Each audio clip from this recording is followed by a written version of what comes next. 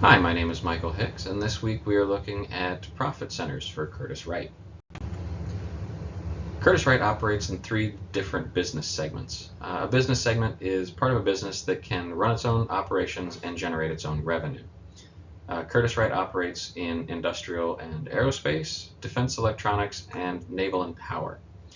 They're able to generate revenue in these segments by the production and sale of different aircraft components and electrical components, defense suites, and embedded computer systems.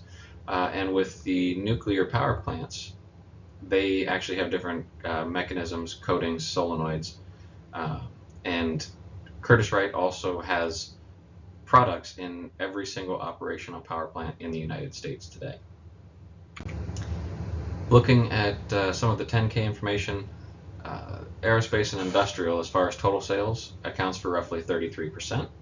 Defense electronics is down a little bit at 27% of total sales, and naval and power takes the bulk of it at roughly 40% of total sales. And the net income for sales is roughly $2.6 billion. A little bit more information from the 10K. You can see the product sales and the costs of those sales. As before, total sales are roughly 2.6, and the total cost of those sales is roughly 1.6. You can also see the other expenses listed, such as research and development, selling expenses, administrative, loss on the sale of a business, and interest. So you'd have total sales. Subtract that from the total cost of those sales, you get your gross profit of $954 million. There is something listed on their 10K as other income, and that's roughly $13 million. You'd subtract that from the total expenses that are listed here, and you would get their before tax earnings of roughly $390 million. I have included a screen capture from the 10K, just in case that last slide was a little bit confusing.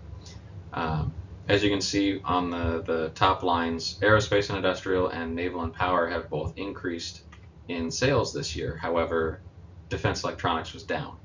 And that was actually decreased due to a lower demand for systems on domestic platforms, and they were also encountering a supply chain issue.